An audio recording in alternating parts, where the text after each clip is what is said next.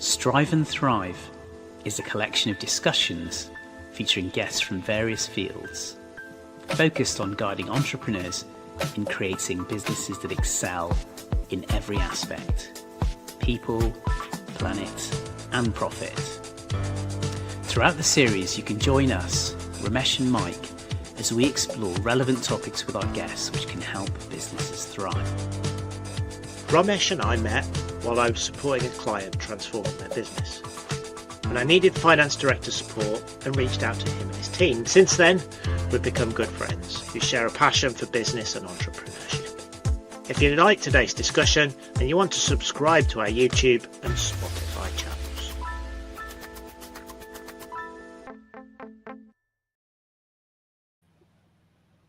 Hi everyone. Welcome to our new episode of Strive and Thrive. On today's episode, I would like to welcome David Jarman. David is an Associate Professor of Innovation and Entrepreneurship at the University of Bristol. I've been working with Dave and his team for the last 5 years, working on various projects with his university students. It's been really interesting. I've learned about teams, innovation, entrepreneurship, such a fantastic discussions. I'm looking forward to today as we learn more about growing businesses, how to exploit technology from universities, what it takes to build a business, and all those interesting things that we often talk about on Strive and Thrive around entrepreneurship. So welcome, Dave. Great to have you on. Thanks, Mike. Thanks, Romesh. Brilliant.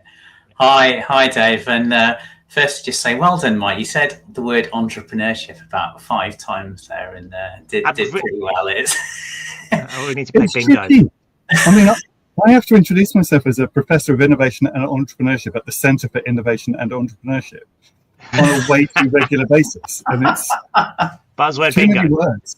Yeah. Brilliant. Well, that's a good listener, shall we say? So, yeah, Dave. Welcome to the show. Please tell us about your career to date. Thank you. Okay, how did I get to here? I did an undergraduate degree in English and Classics because I was just interested in them. You may hear the faint tremor of an Essex accent hidden here. I can't say the word free. I tend to say 1, 2, 3. That's about the only bit that gives it away. But I did a degree that I was really interested in, and in a sense that sets up some of what follows, because I went from there. I was a Students' Union sabbatical officer. I ran a radio station and a newspaper. I realised I wasn't done with academia, went to the University of Bristol, and have arguably never entirely left. That was about sort of 25 years ago, to do a master's degree in mythology, which we may well circle back to at some point. But as you can kind of tell, I was still doing the things that I was kind of really passionate about. I went from there to work for the Students' Union as a training officer. I went from there to the University of Bristol's Careers Service to do employability work based on skills development. I went from there to work in research commercialization for the University of Bristol, because the skills that we were helping people develop in employability were not wildly dissimilar to what we were trying to do in terms of supporting would-be entrepreneurs. And that was where I really kind of got deep into the sort of innovation and entrepreneurship space. I jumped ship for a couple of years, just after my daughter was born, to Bath Spa University, a creative arts university just down the road, and I was their head of careers and entrepreneurship for a couple of years. And then 9 years ago, I came back to the University of Bristol on the dark side to be an academic.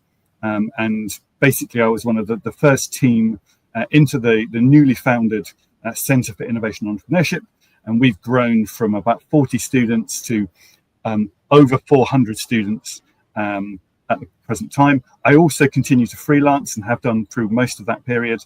So I also work for an accelerator program that supports arts and social sciences academics to commercialize their research. How's that for a whirlwind?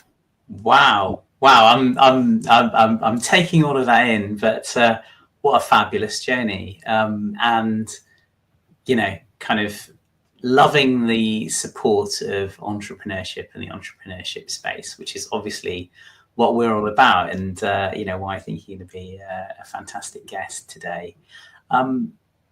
So in a previous chat, Dave, you talked about being a lecturer in mythology, which I found fascinating. So very briefly, can you tell me just a tiny little bit about that? And also, you mentioned that there was a storytelling element of that, which kind of really informed and helped you as you moved, towards the world of entrepreneurship in terms of your involvement and guidance. Yeah, the storytelling piece isn't one that I necessarily recognised at the time. So I did a master's in myth. So I wrote my dissertation about a heroic behaviour at the fringe of society across Indo-Europe.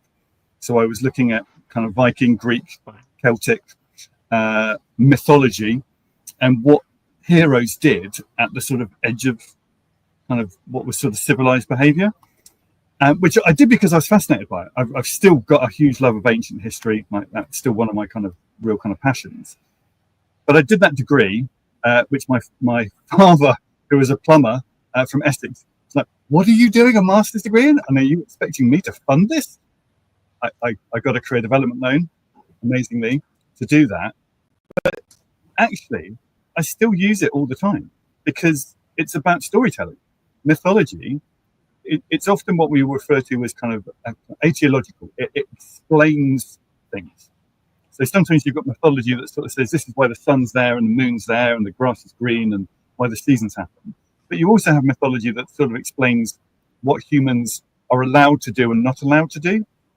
So one of the things that comes out of heroic mythology that's quite similar to entrepreneurship, in fact, there are people who've written some papers about this, is the idea that you can tell who's a god because they get away with whatever they want to. So if you think about Zeus, he does all kinds of crazy stuff that humans are not allowed to get away with. And you can tell he's a god because he always gets away. And humans, by and large, get punished for doing the things that gods are allowed to do. But heroes are often they're often a sort of like sun, or they're often sort of semi-divine, and they get away with things for a while. So characters like Heracles, but equally Viking heroes and Beowulf and what have you, they go out and they kill the monsters at the edge of society, and they do these incredible things. But when they come back to society, they're seen as kind of dangerous elements, and they sort of smash the place up. Like Heracles killed his wife and kids, and he threw his mates off some battlements, and Beowulf smashes up the hall when he's fighting the monster Grendel. And it's sort of pointing to the idea that there are these people who are allowed to go and do weird and different things, but they're still going to be weird and different even when they're at home. And there's something in here about who gets allowed to be an entrepreneur. Like, are they born? Are they semi-divine? Do they have it in the blood? Or do they get made? And is that entrepreneurial behavior always good when they're founding and starting radical companies, or are there some negative bits to that as well, in that, we've all read lots of entrepreneurial biography, I'm sure, and some of them are horrible people on occasion. Like apparently, there's a story about how Steve Jobs always used to park his car across two bays in front of the Apple building, and he'd often park in the disabled bay. And it's this sort of like, it's the same behavior that allows him to do some things that makes him intolerable in other places. And I mean, I'm just going to say Elon Musk. We talk about him a lot on these podcasts. He pops up on every other one at the moment, probably. I never thought we'd have a mythology lesson and integrate that into entrepreneurship. I never knew that was where we were going to. As you were talking, Dave, I was going to myself, how's he going to intersperse this with entrepreneurship? That's the storytelling bit. That's the bit. You've won me over. Me too. It's fascinating. And do you think, and I know we have talked about this, and I'm going to pick on something you've talked about, do you think there's this misconception of what entrepreneurship really is? And do you think some of that stems from some of the points you've really just made, that it's it's a persona that people believe is out there rather than actually the reality of what it is when you're working with individuals? I think so. I think that the entrepreneurs that most people tend to see in their media feeds and talked about on telly are the super successful ones. And that sets up a kind of a false idea that all entrepreneurs are those incredibly driven, real forceful personalities one person against the world, kind of you just got to try hard enough and want it enough kind of stories. But actually, that's kind of disregarding, actually, when you meet most entrepreneurs, they're kind of not like that most of the time. And there's lots of people who are equally as driven and as forceful who don't make it. So in some ways, it's not even that is a particular strategy for success. But I think some of those images of the sort of, white, well-heeled, middle-aged man being, this is what entrepreneurship looks like, and you've got to have money and you've got to have drive and you've got to be a kind of weird, rare talent. Actually, I don't think it's helpful. I think it's putting more people off than it's bringing in. And what do you see as signals of entrepreneurship and the right kind of behaviors and personalities, skills that have been successful with some of the sort of companies that you've been able to support and work with from Bristol and from your own experience in the incubators?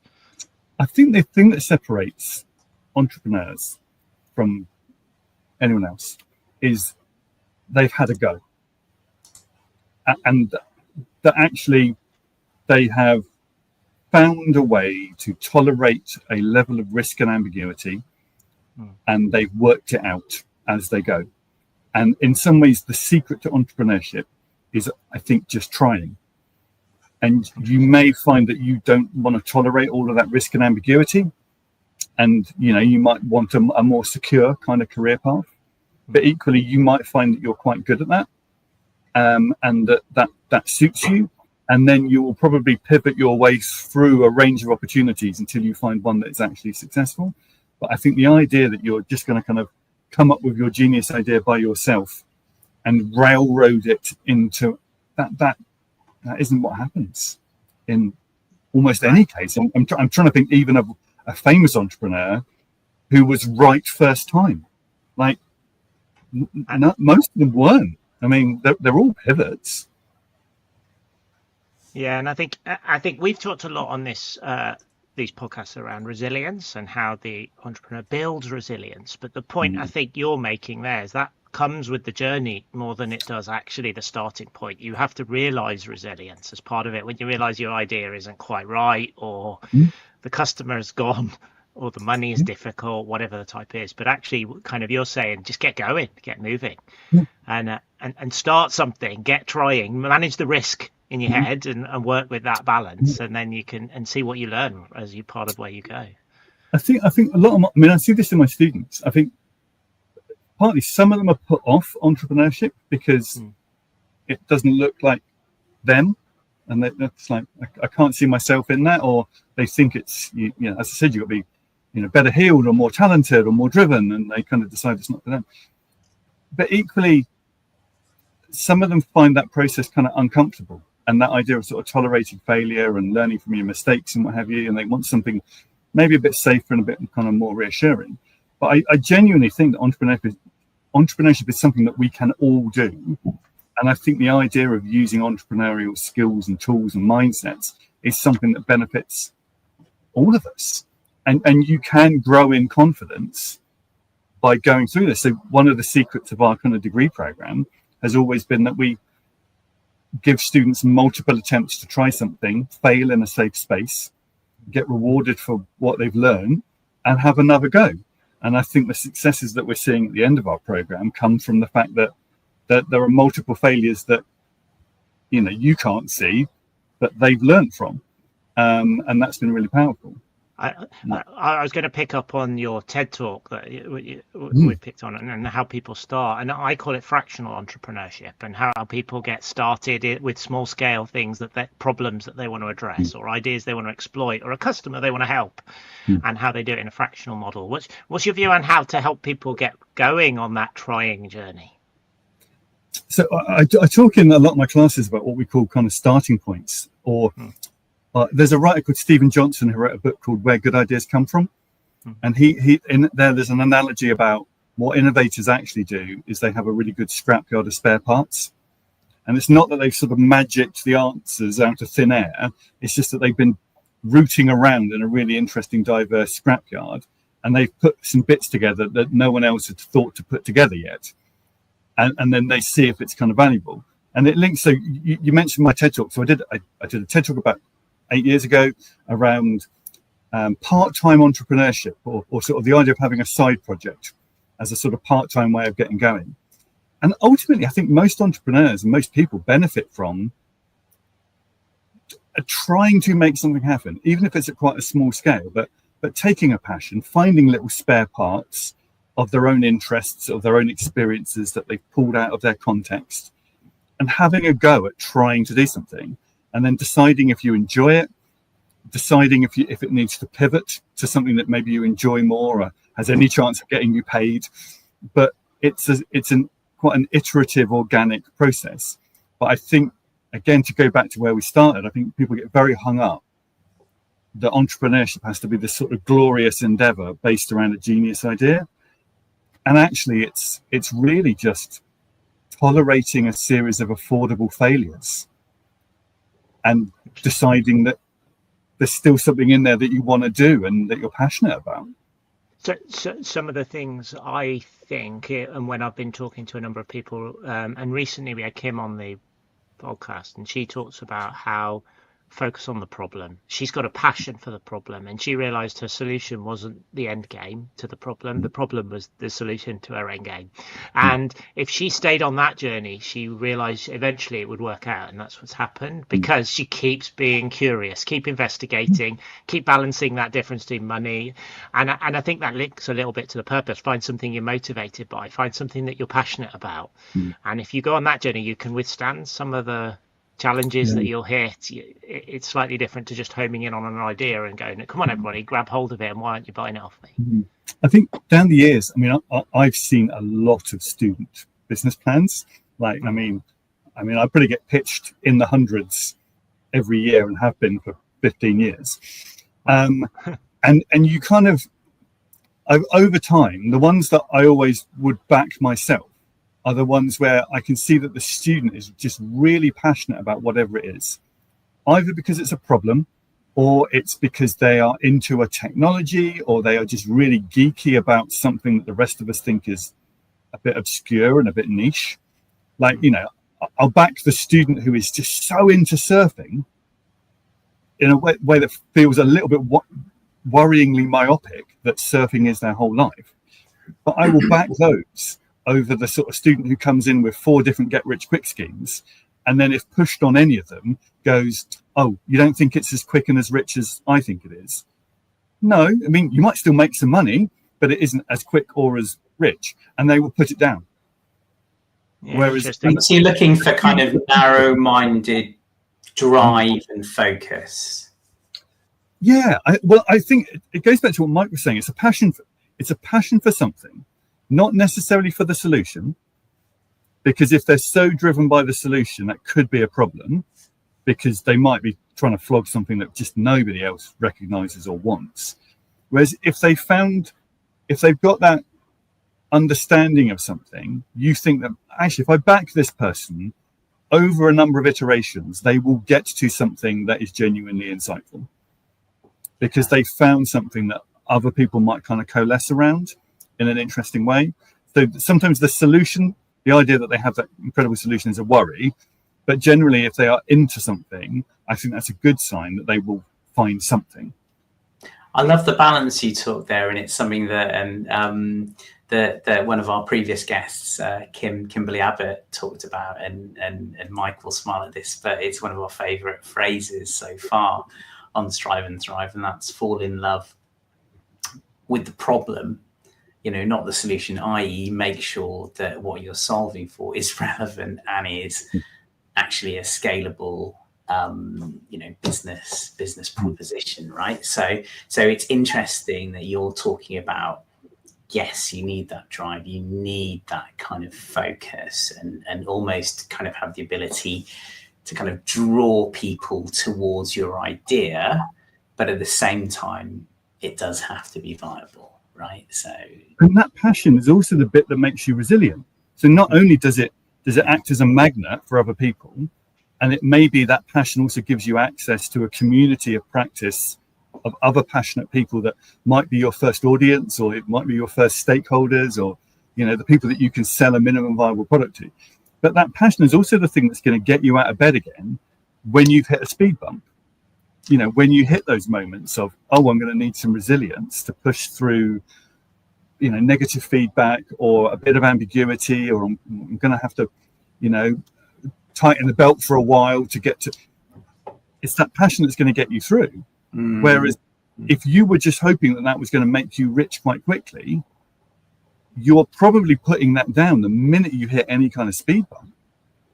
Yeah. So it's I think buying into the people, isn't it? I know, Romesh, you and I talk about this when we're looking. You're more in the slightly later than Dave and I in the kind of maturity of businesses, but you still see when you're in that investment world that you're playing in is the people are the ones they invest in as much as the idea, right? And this is the same story at the early stage.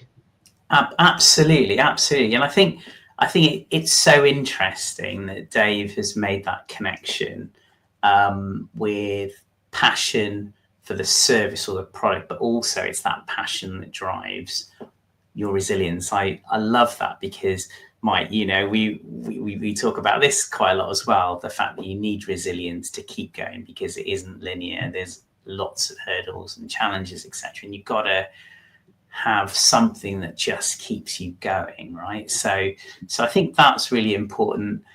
I would say that you need that balance though, because passion, if it's turned up too much, kind of blinds you to or can blind you to the reality of the scenario, right? And it's balance in all things, but those are key components, I think.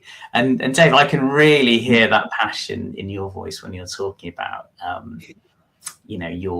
your accelerator program, your entrepreneurship support. So that's wonderful to hear. Working with people who've got ideas is just so much fun. And I'm sure both of you kind of have this as well, that actually one of the things that gets me into work every day is I'm going to be pitched all kinds of crazy ideas by and large really kind of passionate students. And if I can kind of help them work out, how to, because, usually the ideas you hear, they think are there and actually they're just to the left or they're just to the right and they just need to be reshaped or pivoted slightly. And then they're going to be spot on. And if I can play part of that role, I mean, that's really good fun. That's what gets me in every day.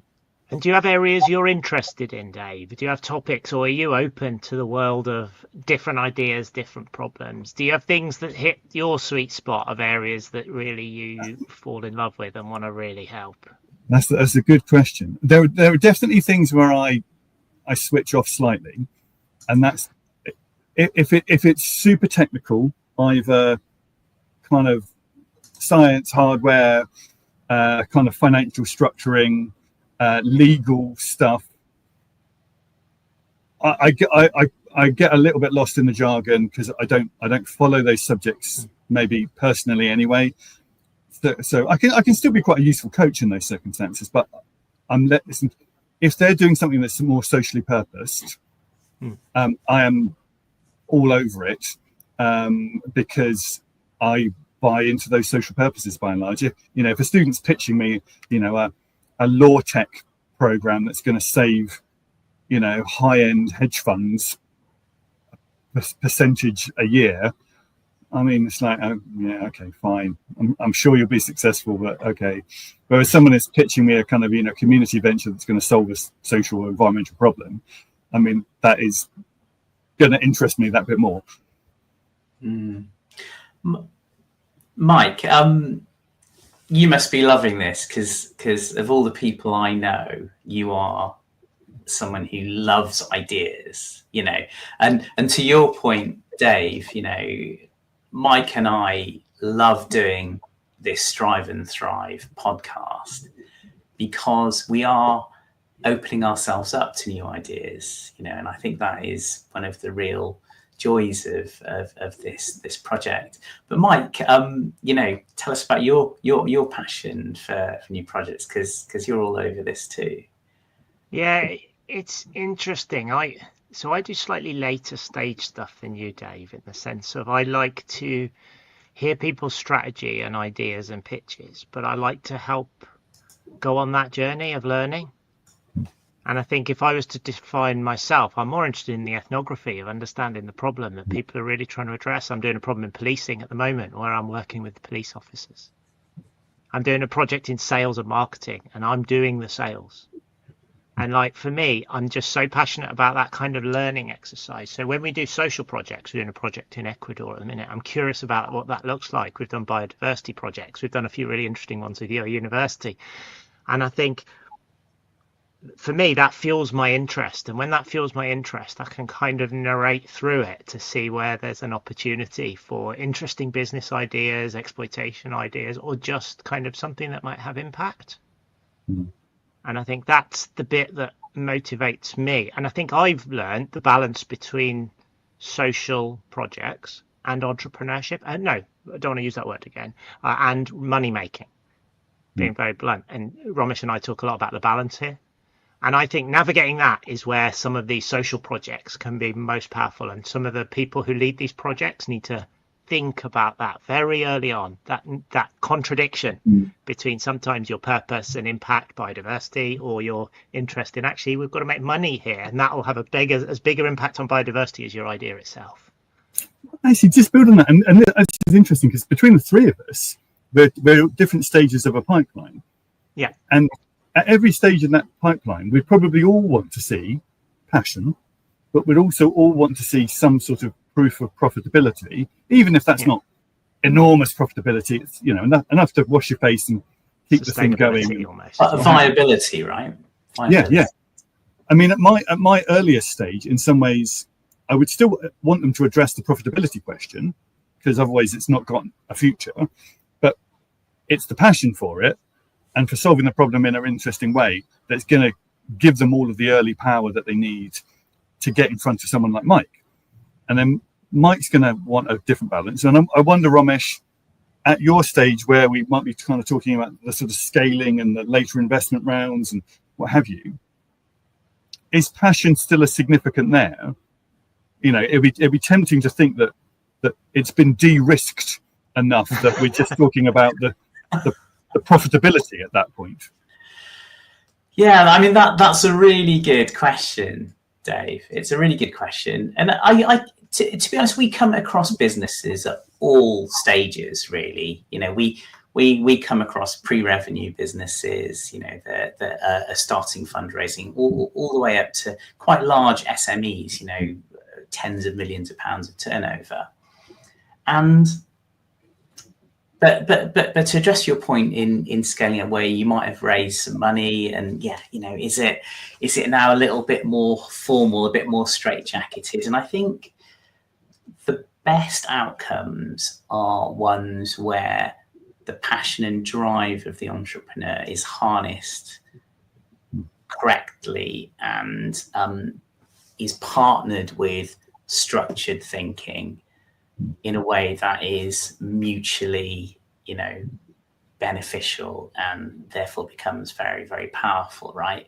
I think if one of those two elements is too strong, then you can knock things off balance, off kilter, and impact. Your word structured there, I was going to kind of come back to that, because I can almost hear the sort of, is there a slight reservation about too much passion or unstructured passion from an entrepreneur at those stages? I mean, does the passionate entrepreneur become a liability at any point? They can be. I mean, look, we have to be honest, right? I mean, a great entrepreneur is not necessarily a great CEO or managing director. And when your business gets to a certain point in its life cycle, the skill set need to evolve for the leader of that business. So the visionary, the entrepreneur, the person or people with that passion need to be there to get it off the ground, and they could well be there to keep it going all the way to the end, right? Or there may be a scenario where they kind of step aside to an extent, focus on their strengths, get someone in to kind of help with the more structured elements of running a business, because you do need that, I think. Sorry, Dave. The maintenance. I think there's a difference between what it takes to start and what it takes to maintain and to grow. I wonder if they're sort of different they're certainly different skill sets, I think. I wonder if they're different personalities. Yeah, they can be. But, it really does depend, I think, on individuals, right? Because different people have different capacities to learn, adapt, and progress.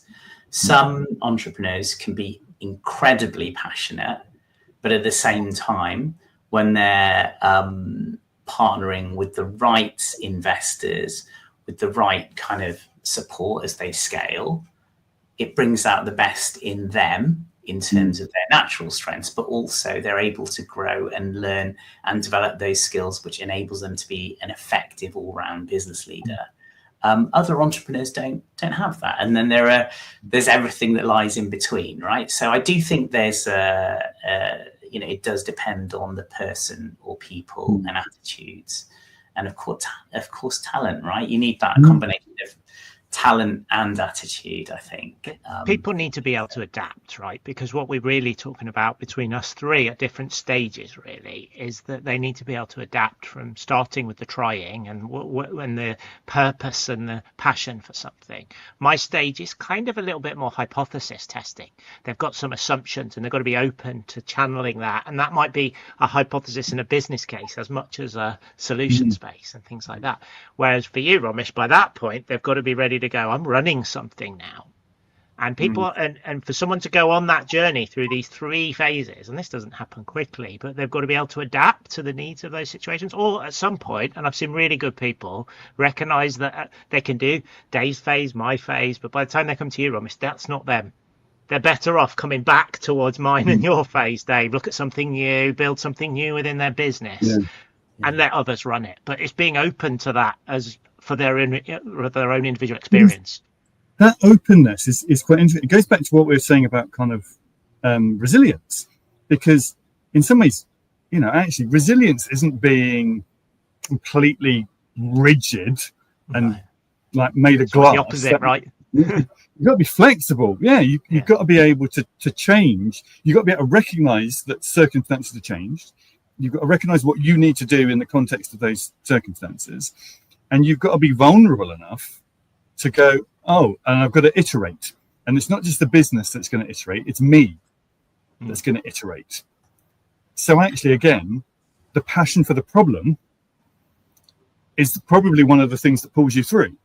Because if what you were invested in is just that solution, you're probably not going to change very readily. Absolutely. Because, it's this, isn't it? Whereas if you were passionate about the problem that solution seems to work against, but that solution now needs to iterate and change scale and work in different ways, you've got to be willing to go with it. It's a big ask. It is. It's passion, it's adaptability, and actually what we're also talking about here is courage, isn't it? It's being able to take that risk. Because one of the things that strikes me in this conversation is, I've probably had the inverse relationship to you guys, in the sense that, I started off, qualifying as an accountant, FTSE 100 experience, then moving to the world of startup scale-ups and SMEs. And obviously my grounding has always been in, I suppose safety first, corporate structure, that kind of ethos and thinking. And as I develop on my journey, I'm learning the value of learning more about taking risks and being more commercial and getting the thinking that entrepreneurs have. And to be honest, 10 years ago I was a million miles away. I was at the beginning of that journey. There's an interesting sort of scale here. I mean, so some of our students come to us and they're kind of all ideas, and you have to sort of go, whoa, hang on, let's you got to validate this. Like you've got some great things, but we're going to test and we're going to validate, and we're going to drag you back into kind of user research and systems design and really immerse you in the problem so that you are in fact solving a real thing. Whereas Other students are naturally a little bit more designerly, and they're kind of, oh, no, tell me, like, what can I find out? But they don't necessarily always have the radical thought or the radical drive that's going to get you to somewhere new. And you almost have to sort of expose them to a slightly scrappier process. Like, you know, in our program, we start by teaching quite a linear design thinking model. So, you know, design council's double diamond model, like, you know, work out what the problem is, you know, then solutions, and then we can think about business models and other students. And then by year 3, we go, right, what do you want to work on? And we bring in lean startup, and we go, do you have a hunch about what a good solution might look like?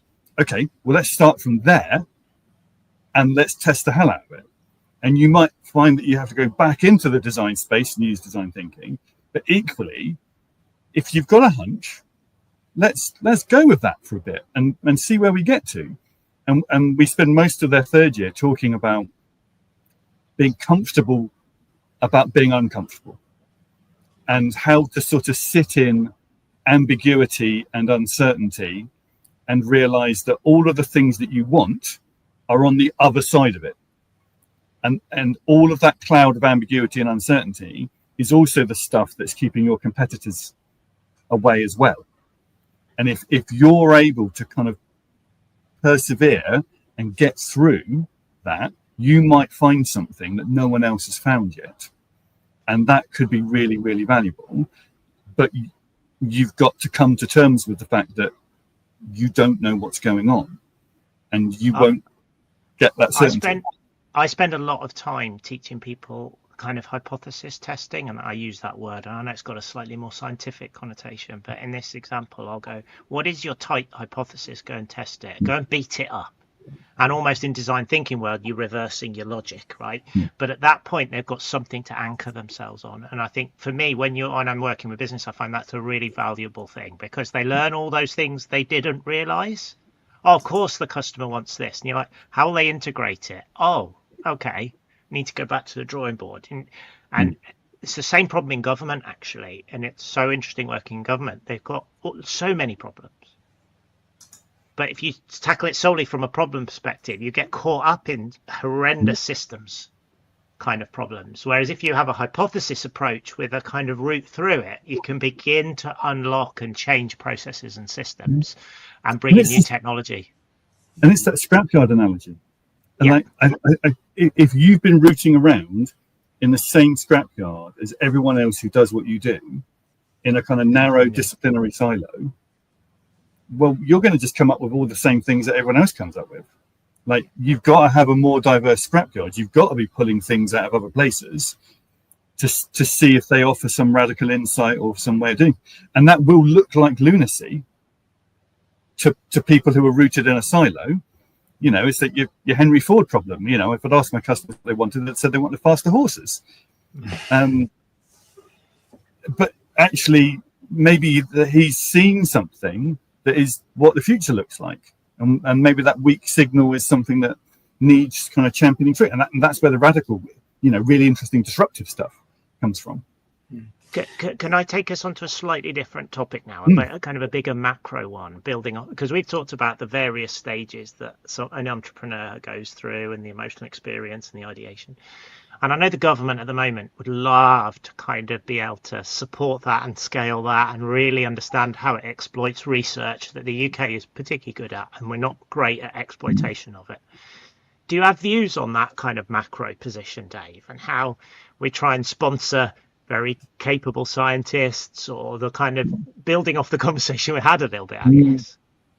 I have a very, very macro view, which is that I think you have to find a way to engineer serendipity. And that government likes, in some ways, to do what most investors do and back winners. So, you know, government money is often targeted at things that have already been de-risked in other ways. You know, we're going to go to certain people that we trust and have got a record, or we're going to make sure that they've already reached a certain level of traction before we put our money into the process. I honestly believe that in some ways the money needs to start earlier in the process, because there are so many people who do not identify as entrepreneurs. There are so many great ideas where whoever's developed it hasn't thought through the commercial process, and they themselves are not a commercially minded person and are not necessarily in a position to think about how that could be realized.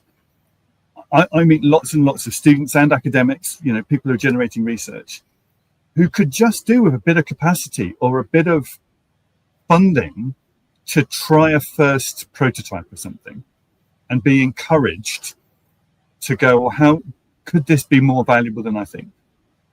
And there'd be quite a lot of failure, but I think we'd get some interesting hits from some more radical corners of the people who work on great ideas. Historically, most of the money in research commercialization has gone to, engineering, hard sciences, medical science. It's not gone to arts, humanities, design, social science, because they're kind of harder things to think about what the emerging products and services are. But these are also some of the subjects that are addressing the most pressing human conditions. And I think there's a missed opportunity that I'm involved in some work that is trying to sort of turn that around. But there's value in there, isn't there? There's value that isn't being unlocked. Yeah. Can I ask? So a couple of things there. Really liked your mention of serendipity. The way I've actually read some interesting books on serendipity. There's a great one by Dr. Christian Bush, who essentially talks about connecting dots. I use it a lot, when I'm meeting new people. I'm kind of thinking, okay, how can I help you? How can, and it's creating scenarios. And when you take that to a macro level, the government try and do that. Brilliant. No, I think that's a great thing. The government has very recently, I think in the last day or two, announced a £500 million fund for entrepreneurship, and they're targeting specifically in that female-led entrepreneurs. They're setting aside a proportion of that fund for females, and that's something I know, Dave, you're interested in. I'm interested in it because actually, one of the things I do is I'm a judge at the Best Business Women Awards, which and its sole purpose is to promote and celebrate female entrepreneurship. And it's a massively untapped resource, to your point earlier. So with female-led startups, have you observed a difference in male-female attitudes, to the term entrepreneurship, to the concept? Yeah, I have. It links back to a couple of things that we've talked about already about kind of entrepreneurial identity, and also the sort of side project entrepreneurship, as well as a sort of more amenable, accessible route in. I think entrepreneurship can look like a very exclusive club sometimes, about who's allowed in and what you should be interested in to be allowed in and what you have to have achieved to get the badge. I think we've had a really high rate of female founding come through our centre at the University of Bristol. And I think one of the secrets of why we've achieved that is that students, when they join our programs, don't have to self-identify as an entrepreneur. They tend to identify as a designer, as an innovator, as a change maker. There are a few who are absolutely identifying as would-be entrepreneurs, but actually we take in a kind of far more gender balanced cohort, and often balanced the way that you wouldn't anticipate. Often we have kind of more women in our kind of cohorts than men, but they don't all come in under that handle of entrepreneur. But over the time that they spend with us on a program, they get taught entrepreneurial tools and methods. And even if at the end they don't want to still self-identify as an entrepreneur, often because they don't want to be seen in the same bucket as Elon Musk. But if they get to the end of the program, they're like, oh no, I'm an innovator. Oh yeah, I have done a startup. Yeah, there is an entrepreneurial startup over there that's raised money and is doing incredible things. But I may yet still not entirely fully self-identified. I think one of the secrets has been what do you call this stuff, and what do people who do it call themselves? And I think there's something about the titling that I was going to say lexicon is such an interesting subject, because actually it does create psychological taboos when they're not necessary. And there's lots of talk around social innovation, which is social entrepreneurship in my headspace, but actually not for many people. Not for everyone. And I think there is a potential need for a new word that sits in this space, because there's capitalism as an entrepreneurship vehicle, and capitalism is used as a profit-making scheme, right? And then there's the whole journey, and I don't like creating new words for purpose, but I think that would help some of this. It's a really tricky space. So I have for many years been part of a national network called Enterprise Educators UK. It's basically people who I do at universities up and down the country, and we have been arguing about what to call this for, I'm going to say, 20 odd years. And there's lots of people who will argue about the difference between what is entrepreneurship and what is enterprise. So like one version of this is, what does it mean to be enterprising? And then what does it mean to be entrepreneurial? And arguably, one of the definitions would be that kind of being enterprising is acting on your ideas, and being entrepreneurial is creating organizations that become vehicles for those ideas. That there's there's almost like a technical step. But you could argue this about, well, are they just being entrepreneurial? Yeah, probably. We've not found another word. People have offered impact. So in the academic world, we talk a lot about the idea of research impact, and that is arguably ideas that have been proven to have value. They may yet not have been commercialized entrepreneurially, but that is maybe an end point for that same process of impact. And that's what the ARC accelerator that I work for is kind of doing. It's looking at commercialization as a way of creating impacts. But equally, lots of people have a problem with the word impact, that it's either too fluffy or too ill-defined, or second order effect sometimes as well, isn't it, to your outcomes? So that can be the kind of challenge. You do something and the outcome is an impact rather than actually the purpose of which you're doing it. One of the ones I use a lot at the moment is adoption. So getting your ideas adopted, and I think that has a much more logical approach, a much more tangible kind of narrative to it. You're not coming up with a new idea, you're giving somebody something they're using. And I think there's also a piece in here about, should we just detoxify the words that we do have? Yeah. I think that's the key, isn't it?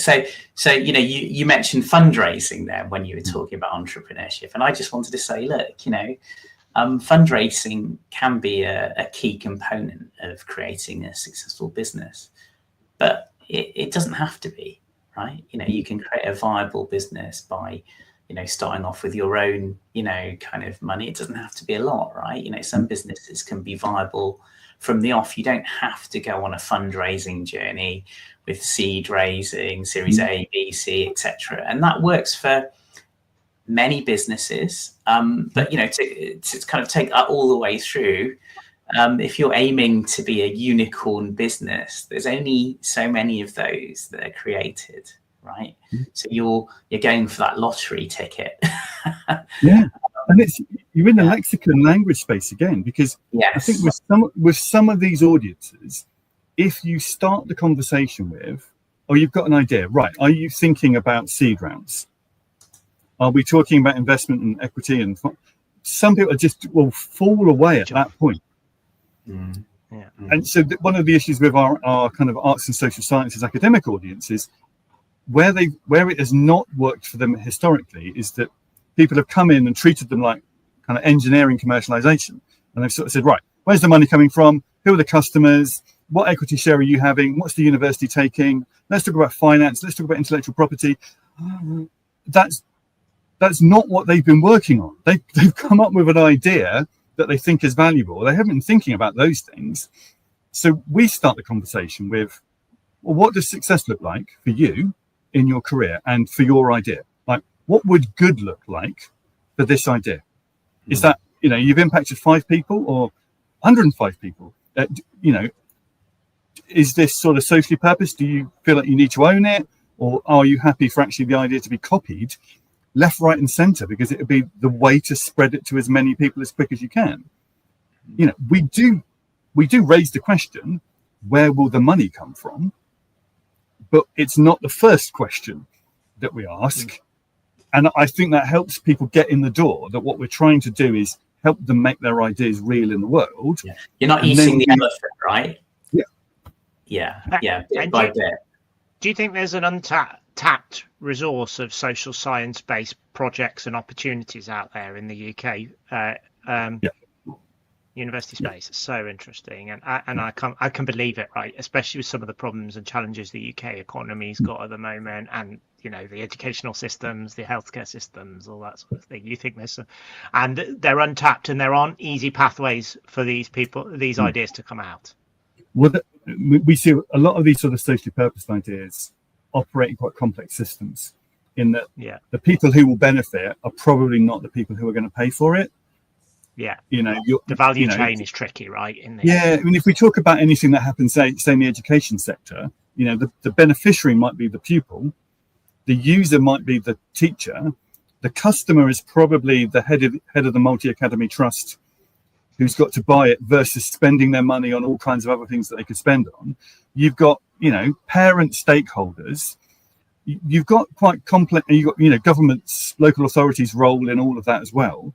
You've got quite complex systems to navigate. I mean, it doesn't mean they're impossible, but you often have to work out how to play different bits of leverage off against each other. Like, when we know the parents want this, and if the parents were to moan to the school about that, then that might trigger the school into doing this, which is going to help the teacher to do that for the benefit of the pupil. Okay. So systems thinking becomes, I mean, it's the reason we teach it. It's because, you know, if you're going to do really big things, they're almost certainly buried in complex systems. And the politics that get associated with that kind of situation.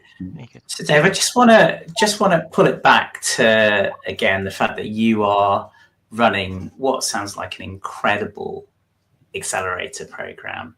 I can see, I mean, I've presented accelerators and really enjoyed the experience, because it's full of high energy, high motivation, and people really keen to learn. I think the right program can be so beneficial to entrepreneurs. I'm obviously talking about finance and strategy, you know, so one strand of the many things that you cover. I love that you're kind of not defining one outcome for your participants. You know, success for your entrepreneurs is different, you know, based on their individual thoughts, requirements, and goals. And that's brilliant, I think.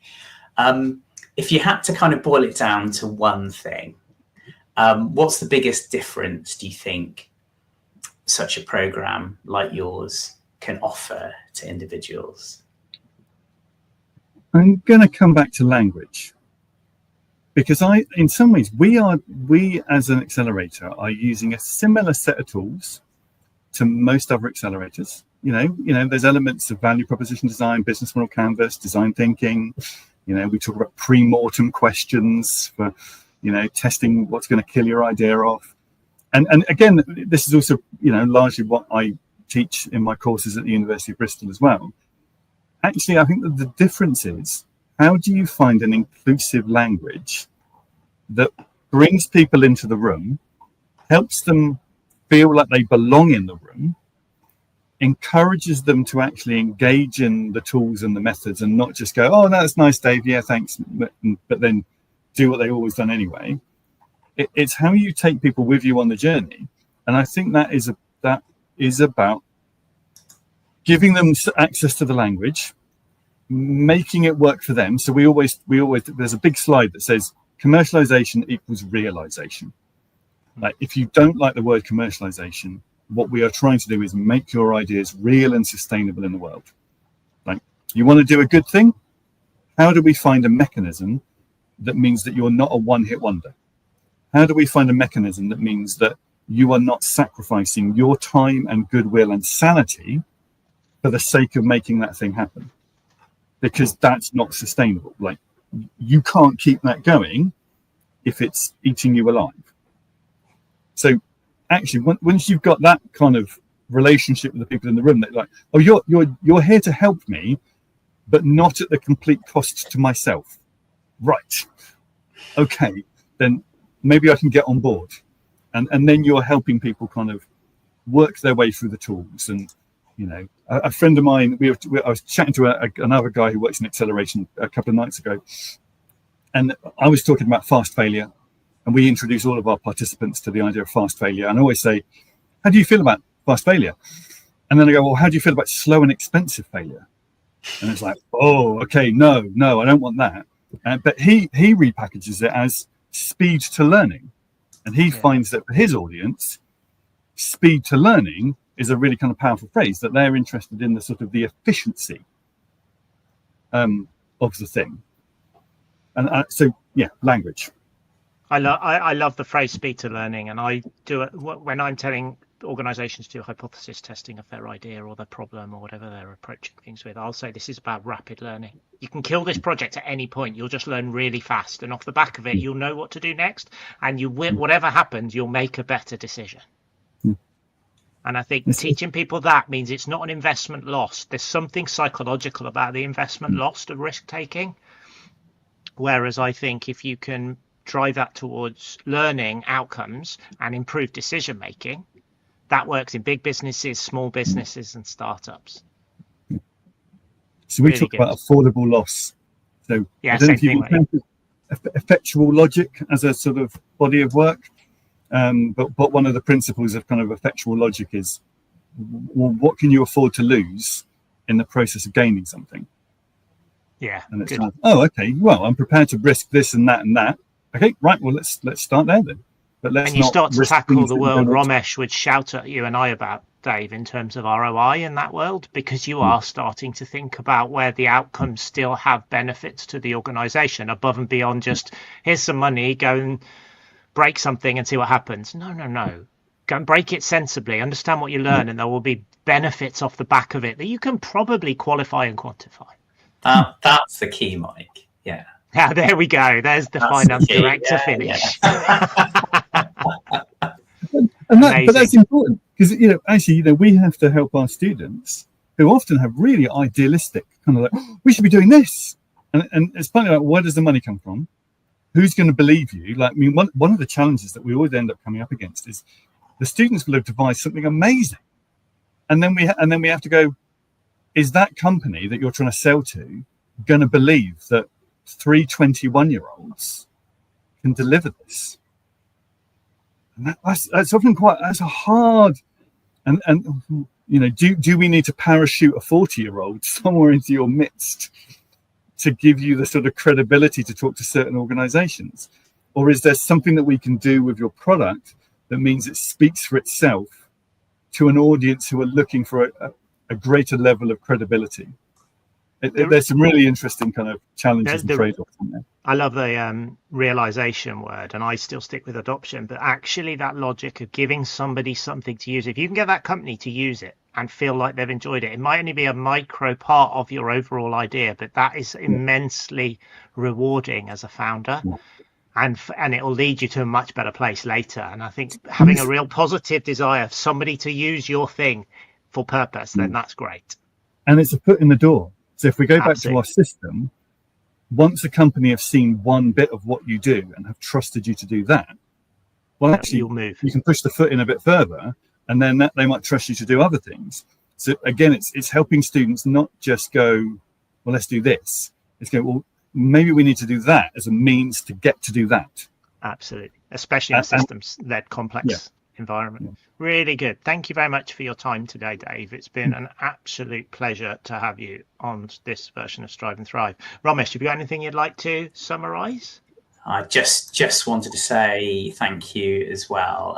What a fascinating discussion, Dave. I love your enthusiasm and energy and real passion for the subject, and you're doing great things. Sounds like a brilliant accelerator program at Bristol University. So well done, and keep going, and really appreciate you sharing your thoughts and insights with us today.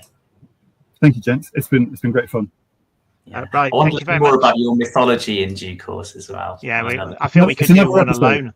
Yeah, we'll do another episode on mythology. I need to go back to school first, Dave, before we do that.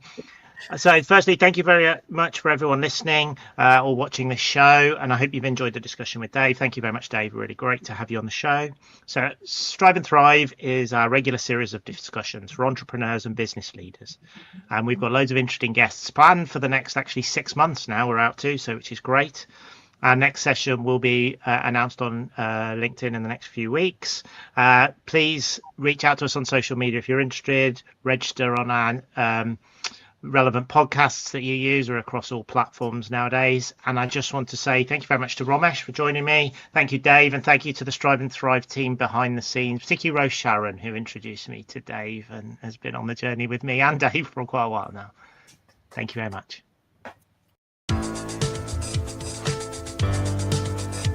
Thank you for listening to Strive and Thrive.